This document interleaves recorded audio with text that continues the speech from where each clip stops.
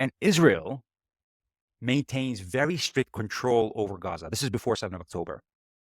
They control the border, they control the economy, and they control movement since 2007. Now, what you'll hear a lot of times is that Israel left Gaza in 2006. They had settlements, they moved their people out of Gaza, and the military left Gaza. But given that we're talking about definitions, there's a specific definition of an occupying force. It's not just military presence, it's effective control over an area. So there's a question of, does Israel actually occupy Gaza? This is before 7 October. Obviously, it occupies it now. Because when an occupying force or a force occupies a place, it has certain responsibilities under international law. And so Amnesty International approached this from two different angles. One, what is Israel's responsibilities as an occupying force? And what is Israel's responsibilities as a party to the armed conflict that's happening in that country? And the conclusion by international law and by many organizations is that Israel is occupying Gaza before 7th of October, even though it left Gaza militarily in 2006-7. That's because Israel controls the borders.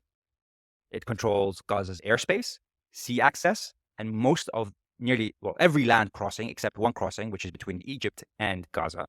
It controls the economy because it controls what is allowed to be imported into Gaza and what's allowed to be exported out of Gaza. That's controlled by Israel. And the financial systems are heavily restricted by Israel. Now, obviously, there is Egypt, but Egypt follows what Israel wants.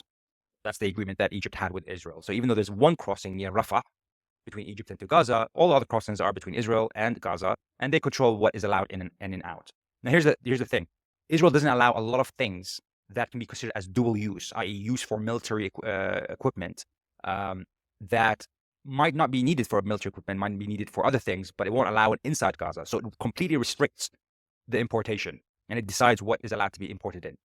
And number three is Israel regularly conducts military operations within Gaza. We've seen that throughout the years. Number four, it controls population movement. Israel is actually the one who decides who and what can enter or leave Gaza, including the humanitarian aid. That was before 7 October.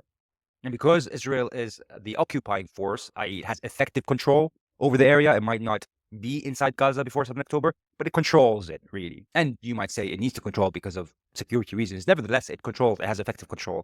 And therefore, it's considered as occupying force under international law, and it has obligations to provide basic necessities, medical necessities, food, and other obligations.